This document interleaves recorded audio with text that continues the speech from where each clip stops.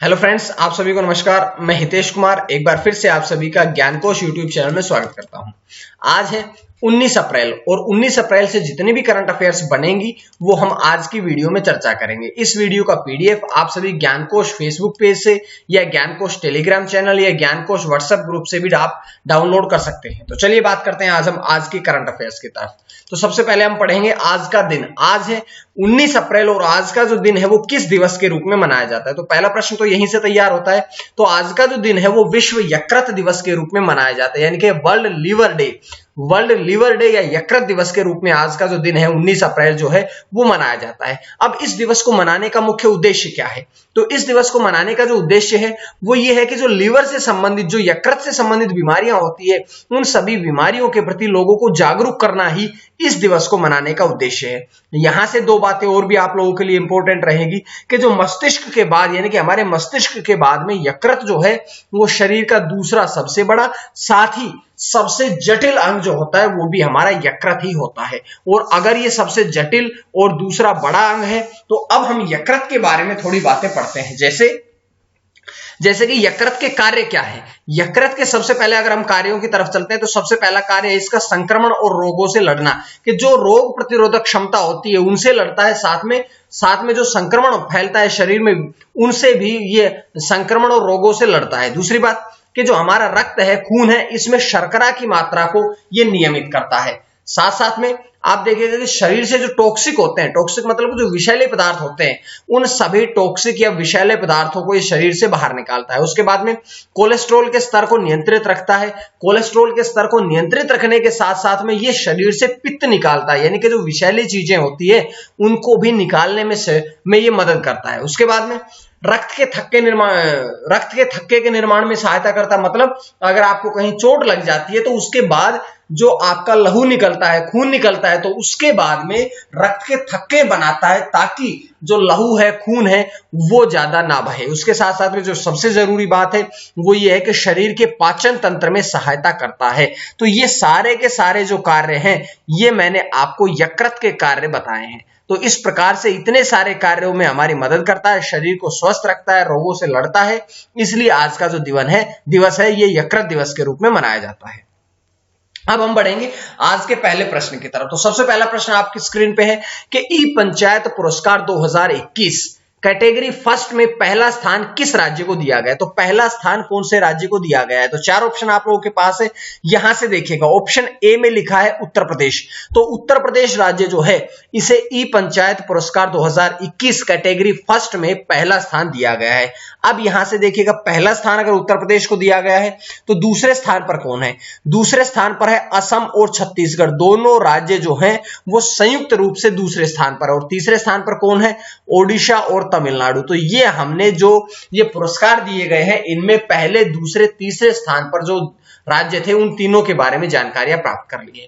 बात करते हैं थोड़ी और जानकारी,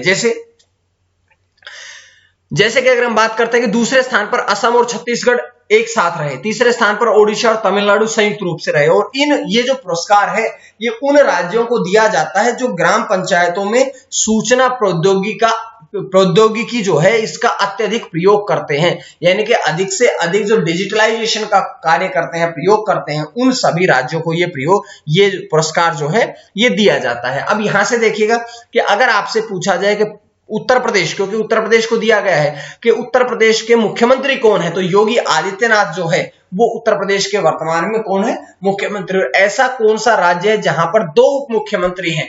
तो ये भी उत्तर प्रदेश ही रहेगा। तो दिनेश मौर्य। तो ये बातें आप लोगों को मैंने बता दी है, दिनेश शर्मा। उसके बाद में देखिएगा केशव प्रसाद मौर्य और दिनेश शर्मा, दोनों के दोनों जो हैं वे उत्तर प्रदेश के उप मुख्यमंत्री हैं। तो ये बातें मैंने आपको उत्तर प्रदेश से बताई है। उसके बाद में देखिएगा अगला प्रश्न है कि AI artificial intelligence speech take firm जो है नॉन्स, इसका अधिग्रहण जो है वो किस कंपनी ने किया है? अब देखिएगा, आप लोगों ने देखा होगा कि कोविड-19 के पश्चात या कोविड-19 से पहले भी एक दूसरी कंपनियां जो थी वो एक दूसरी कंपनी का अधिग्रहण कर रही थी, यानी कि उन कंपनियों को अपने अधीन कर रही थी या खरीद रही थी। तो ये अब एक नई कंपनी का अधिग्रहण किया गया जिसका नाम है नॉन्स। तो इसका अधिग्रहण किसने किया है? तो इसका जो अधिग्रहण है ये किसने किया है? ये किया है माइक्रोसॉफ्ट ने, यानी कि इसका इस प्रश्न का जो ऑप्शन होगा वो डी ऑप्शन एकदम सटीक रहेगा। यहां से हम बात करते हैं कि टाटा, ऑप्शन ए में लिखा है टाटा, तो टाटा ने तो इससे पहले डच स्टील कंपनी कोरस का अधिग्रहण किया था। रिलायंस ने पिछले साल 26 कंपनियों का अधिग्रहण किया है, जिसमें सबसे जरूरी जो रही वो रही है हैप्टिक कंपनी को 700 करोड़ रुपए में 2019 में इसका अधिग्रहण रिलायंस इंडस्ट्रीज लिमिटेड ने कर लिया था। इसके बाद हीरो मोटोकॉर्प जो है, इसने एक रेसिंग बाइक कंपनी एरिक बुएल, इसके 49.2% भाग को 148 करोड़ रुपए में अधिग्रहण कर लिया, और अब माइक्रोसॉफ्ट ने नॉन्स का अधिग्रहण कर लिया है। तो ये जानकारी हमने पहले तो ऑप्शन से पढ़ी। अब हम बात करते हैं कि कितने रुपए में किया है। तो नॉन्स जो है इसका 19.7 बिलियन डॉलर में माइक्रोसॉफ्ट ने अधिग्रहण कर लिया है। अब इसका अधिग्रहण क्यों किया गया, इसका उद्देश्य क्या है? तो इसका उद्देश्य यह है कि माइक्रोसॉफ्ट जो है इसको आवाज पहचानने में, वॉइस डिटेक्शन में मदद मिलेगी, सहायता मिलेगी। साथ साथ में जो स्वास्थ्य देखभाल बाजार होते हैं उनमें भी इसके अधिग्रहण करने के पश्चात तेजी आएगी। और एक बात और देखिएगा कि जो नॉन्स कंपनी है ये दूसरी ऐसी सबसे ज्यादा रुपए में खरीदी गई है, सबसे ज्यादा निवेश करके अधिग्रहण करने वाली कंपनियों में इसका दूसरा स्थान आता है, जो कि माइक्रोसॉफ्ट ने अपने दूसरे स्थान पर करी है। माइक्रोसॉफ्ट ने जो सबसे बड़ा अधिग्रहण किया था, सबसे बड़ा अधिग्रहण था लिंक्डइन जो कंपनी थी, इसका अधिग्रहण किया था माइक्रोसॉफ्ट ने, जो कि 26 बिलियन डॉलर में किया था। और अब जो नॉन्स का किया है वो 19.7, यानी कि सबसे महंगा जो अधिग्रहण हुआ है वो लिंक्डइन का था, और अब दूसरे नंबर पर जो अधिग्रहण हुआ है वो किसका हुआ है? वो हुआ है नॉन्स कंपनी का। तो ये बातें हमने यहां से पढ़ी, लेकिन माइक्रोसॉफ्ट और नॉन्स दोनों के बारे में थोड़ी जानकारी हम पढ़ेंगे। अगर हम बात करें माइक्रोसॉफ्ट के बारे में, तो माइक्रोसॉफ्ट के सीईओ कौन है, यानी कि मुख्य कार्यकारी अधिकारी कौन है? तो सत्य नडेला। इसके बाद में मुख्यालय कहां पे है? तो ये मुख्यालय जो है ये है रेडमंड, जो कि वाशिंगटन अमेरिका में है। स्थापना कब हुई थी? 4 अप्रैल 1975 में इसकी स्थापना हुई थी। और अब दूसरा प्रश्न ये है कि नॉन्स के बारे में भी थोड़ी बातें पढ़ते हैं। तो नॉन्स के सीईओ कौन थे? Mark D Benjamin. मुख्यालय कहां पे है? तो इसका मुख्यालय मैसाचुसेट्स, जो कि अमेरिका में ही है, और इसकी स्थापना कब हुई थी? 1992 में इसकी स्थापना करी गई थी। तो पूरी जानकारी आप लोगों के पास इस प्रश्न से भी, साथ साथ अन्य जानकारियां भी मिलती है। उसके बाद तीसरा प्रश्न है कि स्पेसएक्स क्रू 2 को लॉन्च करने की घोषणा किसके द्वारा करी गई? अब स्पेसएक्स का जो क्रू 2 है, जो दूसरा क्रू है जो कि अंतरिक्ष में जाएगा, इसे लॉन्च करने की घोषणा किसके द्वारा करी गई है? तो इसकी घोषणा करी गई है नासा के द्वारा, यानी कि ऑप्शन सी आपका सही रहेगा। लेकिन 4 ऑप्शन है, चारों के बारे में थोड़ी बातें पढ़ेंगे। जैसे बात करते हैं सबसे पहले ऑप्शन में इसरो कौन से देश की अंतरिक्ष एजेंसी है? भारत की। स्थापना कब हुई थी? तो 15 अगस्त 1969 में इसकी स्थापना हुई थी। दूसरा है रोसकोसमोस रूस की अंतरिक्ष एजेंसी है, जिसकी स्थापना 25 फरवरी 1992 में करी गई थी। और जर्मन स्पेस एजेंसी जो है वो जर्मनी की है, जिसकी स्थापना 1969 में करी गई थी। लेकिन हमने नासा के बारे में नहीं पढ़ा है अभी तक, क्योंकि नासा के बारे में हम पूरी जानकारी अगली स्लाइड में पढ़ेंगे। बात करते हैं पहले इस प्रश्न की कि विश्व पृथ्वी दिवस जो कि 22 अप्रैल को मनाया जाता है, इसके अवसर पर ही अंतरराष्ट्रीय अंतरिक्ष स्टेशन जो है, यहां से 4 अंतरिक्ष यात्रियों को अंतरिक्ष स्टेशन में भेजा जाएगा। 4 अंतरिक्ष यात्रियों को, उन चारों की फोटो अभी आपके सामने आएगी। इससे पहले बात करते हैं कि ये जो क्रू ड्रैगन स्पेसक्राफ्ट है, इसकी दूसरी ऑपरेशनल फ्लाइट है। इससे पहले एक ऑपरेशनल फ्लाइट हो चुकी, कब? ये मई 2020 में लॉन्च कर चुका है, ठीक है।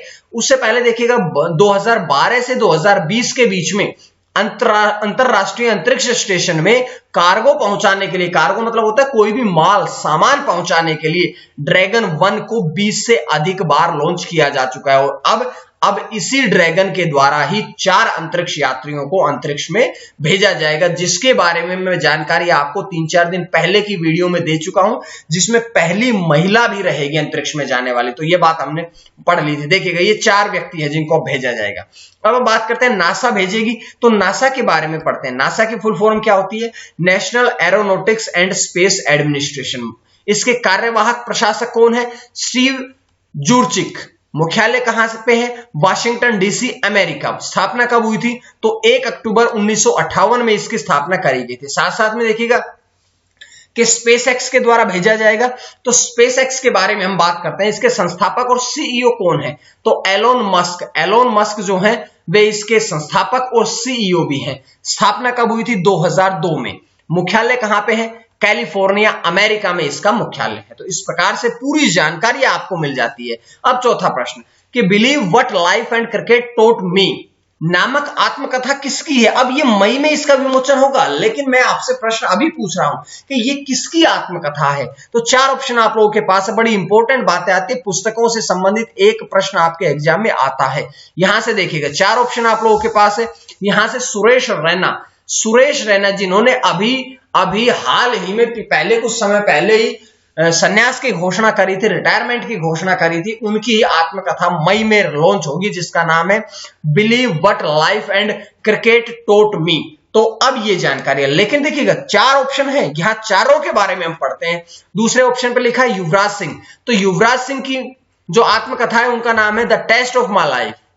मिल्खा सिंह की आत्मकथा का नाम है the race of my life. Mary Kom की आत्मकथा का नाम है अनब्रेकेबल। तो ये आप लोगों के सामने 4 प्रश्न और भी तैयार हो जाते हैं। अब हम बात करेंगे कि सुरेश रैना की आत्मकथा है जिसका नाम है कि believe what life and cricket taught me. ये बातें मैंने आपको बताई। उसके बाद इसके लेखक कौन है, किसने लिखा है? तो इसको लिखा है भारत सुंदरसन ने। भारत सुंदरसन नाम है, उन्होंने ये लिखी है। इसके साथ साथ में इसका प्रकाशन कौन करेगा? तो पेंगुइन इंडिया द्वारा इसका प्रकाशन जो है वो भी किया जाएगा। तो इस प्रकार से 4 प्रश्न हमारे तैयार होते हैं। 5वां प्रश्न कि किस देश के वैज्ञानिकों ने मकड़ी के जाले से संगीत बनाया? देखिए बड़ा मुश्किल काम कि मकड़ी के जाले से ही संगीत बना दिया। अब ये कौन से देश के वैज्ञानिकों ने कर दिया ये कार्य? तो ये काम कर दिया है अमेरिका के वैज्ञानिकों ने। अमेरिका के Massachusetts institute of technology, Massachusetts institute of technology के वैज्ञानिकों ने यह कार्य कर दिखाया है कि मकड़ी के जाले से ही संगीत बना दिया है। बात करते हैं पूरी कि देखिएगा अमेरिका में यह बनाया गया है किसके द्वारा? मैसाचुसेट्स इंस्टीट्यूट ऑफ टेक्नोलॉजी के वैज्ञानिकों द्वारा। अब इस टीम ने क्या किया कि वेब के स्ट्रैंड्स को ध्वनि की विभिन्न आवृत्तियां दी, जिससे कि नोट्स बनाए, छोटे छोटे इनमें नोट्स बना दिए गए। इसके बाद उन्हें वेब 3D संरचना के आधार पर पैटर्न बनाने और धुनों को बनाने के लिए संयोजित किया गया। शोधकर्ताओं ने एक वीणा जैसा ये वाद्य यंत्र बनाया और उस पर मकड़ी के जाले का संगीत बजाया। ठीक है, तो ये जानकारी है यहां से। लेकिन एक इंपॉर्टेंट जानकारी ये है कि ये मैसाचुसेट्स इंस्टीट्यूट ऑफ टेक्नोलॉजी द्वारा किया गया। तो यहां से भी प्रश्न आ सकते हैं। 2 प्रश्न इंपॉर्टेंट। अगर आपसे पूछा जाए कि मैसाचुसेट्स इंस्टीट्यूट ऑफ टेक्नोलॉजी की स्थापना कब हुई थी? तो इसकी स्थापना हुई थी 10 अप्रैल 1861 में। साथ साथ में इसके अध्यक्ष के बारे में अगर पूछा जाए तो राफेल रियफ इसके अध्यक्ष है वर्तमान में। तो ये पूरी जानकारी मैंने आपको दी है और आपको पता है कि 5 प्रश्नों के बाद हम पढ़ते हैं आज का प्रश्न। आज का प्रश्न क्या है कि वेनिस अंतरराष्ट्रीय फिल्म महोत्सव में लाइफ टाइम अचीवमेंट अवार्ड किसे दिया गया? तो ये आपका प्रश्न है, बड़ा इंपॉर्टेंट प्रश्न है और मैं देख रहा हूं बहुत अच्छे से एक्सप्लेनेशन हो रहा है। आप लोग देखिएगा, खुद कमेंट में देखिएगा कितने अच्छे से आप लोग कमेंट को एक्सप्लेन करते हैं, आंसर को एक्सप्लेन करते हैं। तो आप सभी को बहुत बहुत बधाई उसके लिए। उसके पश्चात कल का प्रश्न मैंने पूछा था कि नोमुरा ने 2021-22 के लिए भारत की जीडीपी का अनुमान कितना लगाया? तो बिल्कुल आपका सटीक जवाब आया कि 13.5% वृद्धि दर का जो है ये अनुमान भी लगाया गया है। मैं आपको बताऊंगा किस प्रकार से आप लोग कमेंट करते हैं। तो सेम स्क्रीन में आपको कल दिखाऊंगा कितने अच्छे से बच्चे एक्सप्लेन करते हैं। तो उस एक्सप्लेनेशन की मैं आपको कल स्क्रीनशॉट भी जरूर दिखाऊंगा। उसके पश्चात देखिएगा 6ठा प्रश्न कि प्लाज्मा दान करने वालों को 2000 रुपए देने की घोषणा किसके द्वारा करी गई है? प्लाज्मा क्योंकि कोरोना वायरस में प्लाज्मा दान करने के पश्चात लोगों की रोग प्रतिरोधक क्षमता बढ़ जाती है, इसी को प्रेरित करने के लिए अब प्लाज्मा दान करने के लिए प्लाज्मा दान करने वाले लोगों को 2000 रुपए देने की घोषणा किसके द्वारा करी गई है? तो ये करी गई है ऑप्शन ए, पिंपरी चिंचवाड़ा नगर निगम के द्वारा यह घोषणा करी गई है। बात करते हैं कि इसका उद्देश्य क्या है कि अधिक से अधिक प्लाज्मा दाताओं को प्रोत्साहित करना, क्योंकि जब प्लाज्मा देते हैं आप तो ऐसा कहा जाता है कि जिनको आप प्लाज्मा दे रहे हैं उनकी कोरोना वायरस से लड़ने की क्षमता जो है वो बढ़ जाती है और पिंपरी चिंचवाड़ा नगर निगम के द्वारा करी गई है। तो इसके बारे में भी हम 1-2 बातें पढ़ते हैं। इसकी स्थापना कब हुई थी? 11 अक्टूबर 1982 में। कमिश्नर कौन है? श्रवण हार्दिकर, जो कि आईएएस ऑफिसर है। मेयर कौन है? तो उषा एलियास माइले मनोहर धोरे जो है वे पिंपरी चिंचवाड़ा नगर निगम की मेयर है। तो इस प्रकार से आपने करंट अफेयर्स को तैयार करना है कि हर एक प्रश्न को आपने बारीकी से पढ़ना है। उसके बाद 7वां प्रश्न कि किस राज्य ने सरकारी कार्यालयों में 50% शारीरिक उपस्थिति की घोषणा करी है? शारीरिक उपस्थिति का मतलब है कि जो सरकारी कार्यालय होते हैं उनमें आप आधे कर्मचारी ही आए, आधे कर्मचारी छुट्टी करें, वो घर से ही अपना ऑनलाइन कार्य करें। तो ऐसी कौन से राज्य ने घोषणा कर दी है? ऐसी जो घोषणा करी है वो करी है हरियाणा सरकार ने। हरियाणा राज्य ने घोषणा कर दी कि जितने भी सरकारी कर्मचारी है वो 50% आइए और 50% घर से ही ऑनलाइन कार्य करें। अब हरियाणा ने करी है तो हरियाणा सरकार की कुछ योजनाओं की तरफ हम बढ़ते हैं। जैसे सबसे पहले बात करते हैं श्रमिक कन्या शादी अनुदान योजना। इसमें जो श्रमिक है, जो गरीब वर्ग है, उनकी लड़कियों की शादी पर, कन्या की शादी पर 51,000 रुपए सरकार की तरफ से भेंट किए जाते हैं। उसके पश्चात है महिला समृद्धि योजना 2021, दीनदयाल जन आवास योजना, पौधागिरी ग्रीन हरियाणा योजना, बैटरी चलित स्प्रे पंप सब्सिडी योजना, मुख्यमंत्री परिवार समृद्धि योजना, युवा नौकरी प्रोत्साहन योजना। तो इस प्रकार से सारी योजनाएं जो है 2021 हरियाणा में ये घोषणाएं करी गई है। उसके बाद बात करते हैं इस प्रश्न के बारे में कि हरियाणा सरकार जो है इसने 50% शारीरिक उपस्थिति होने की घोषणा करी है। इसका उद्देश्य क्या है?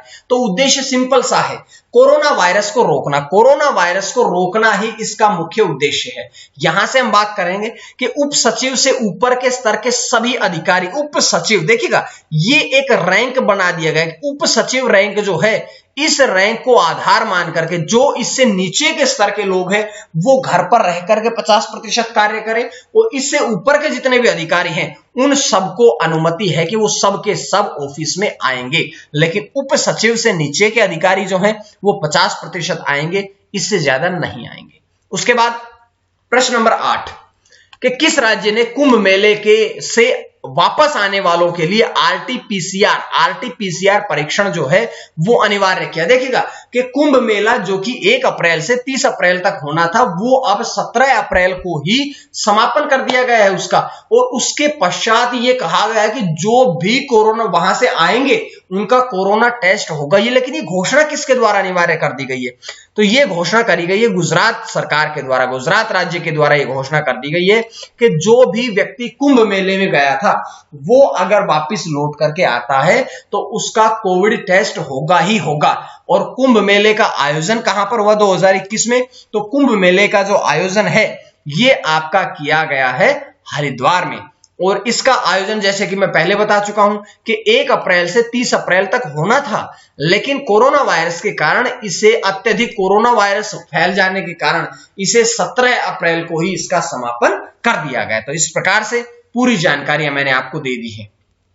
उसके बाद बढ़ते हैं अगले प्रश्न की तरफ, प्रश्न नंबर 9 की तरफ कि महाराष्ट्र को 100 टन ऑक्सीजन भेजने की घोषणा जो है वो किस कंपनी द्वारा करी गई? मुफ्त में, फ्री में, बिना शुल्क के, निशुल्क 100 टन ऑक्सीजन भेजने की जो घोषणा है ये महाराष्ट्र राज्य को किस कंपनी द्वारा करी गई है? तो ये जो घोषणा करी गई है ये करी गई है रिलायंस इंडस्ट्रीज लिमिटेड के द्वारा। रिलायंस इंडस्ट्रीज लिमिटेड ने ये घोषणा करी है कि महाराष्ट्र राज्य को, क्योंकि कोरोना वायरस के अत्यधिक फैलाव के कारण, अत्यधिक संक्रमण के कारण लोगों को ऑक्सीजन की पूर्ति नहीं हो पा रही थी, जिसका ध्यान रखते हुए अब रिलायंस इंडस्ट्रीज लिमिटेड ने 100 टन ऑक्सीजन भेजने की घोषणा करी है जो कि निःशुल्क रहेगी। इसके बाद बात करते हैं इसकी जो बिना किसी कीमत के इसकी आपूर्ति कहां से करी जाएगी? ये आपूर्ति करी जाएगी जामनगर से इसकी आपूर्ति करी जाएगी। और ये रिलायंस इंडस्ट्रीज द्वारा करी गई है। तो रिलायंस इंडस्ट्रीज के बारे में पढ़ते हैं कि इसकी स्थापना कब हुई थी? तो इसकी स्थापना 8 मई 1973 में हुई थी। मुख्यालय कहां पे है? मुंबई में है। और वर्तमान में इसके अध्यक्ष और एमडी यानी कि मैनेजिंग डायरेक्टर, प्रबंध निदेशक की बात करें तो इसके एमडी है मुकेश अंबानी। तो इस प्रकार से पूरी जानकारी आपको इस प्रश्न से मिल जाती है। आज का आखिरी प्रश्न, रोपेक्स जेटी प्रोजेक्ट को मंजूरी किस राज्य द्वारा की गई है? रोपेक्स जेटी प्रोजेक्ट जो है अब इसको किस राज्य द्वारा मंजूरी देने की घोषणा करी गई है? तो इसकी जो घोषणा करी है वो करी है ओडिशा राज्य द्वारा। ओडिशा राज्य ने अब रोपेक्स जेटी प्रोजेक्ट जो है इसको मंजूरी देने की घोषणा करी गई है। तो बात करते हैं इसके बारे में और आगे कि जहाजरानी और जलमार्ग मंत्रालय द्वारा सागरमाला पहल के तहत इसकी घोषणा करी। अगर आपसे पूछा जाए मंत्रालय कौन सा है तो जहाजरानी और जलमार्ग मंत्रालय। अगर आपसे पूछा जाए किस योजना के तहत तो सागरमाला योजना के तहत इसकी घोषणा करी गई है। और अगर बात करी जाए कि इसकी कुल लागत कितनी होगी तो इसकी कुल लागत होगी 110.60 करोड़ रुपए और जिसका 50% राज्य सरकार उठाएगी, 50% जो है वो जलमार्ग और जहाजरानी मंत्रालय उठाएगा। तो इस प्रकार से आज की करंट अफेयर्स में 10 प्रश्न हमने पूरे पढ़े हैं और आज की हमारी अच्छी वीडियो रही है। लंबी जरूर वीडियो रही लेकिन पूरी जानकारियां मैंने आपको दे दी। उसके साथ साथ देखिएगा कि अगर आपको इसका पीडीएफ चाहिए तो ज्ञानकोश नाम से ही टेलीग्राम चैनल है, फेसबुक पेज है, ज्ञानकोश व्हाट्सएप ग्रुप है, साथ साथ में ज्ञानकोश ऐप भी है। आप लोग कहीं से भी इसके पीडीएफ को डाउनलोड कर सकते हैं। आज के लिए इतना ही। मां सरस्वती की कृपा आप सभी पर बनी रहे। आप सभी का बहुत बहुत धन्यवाद।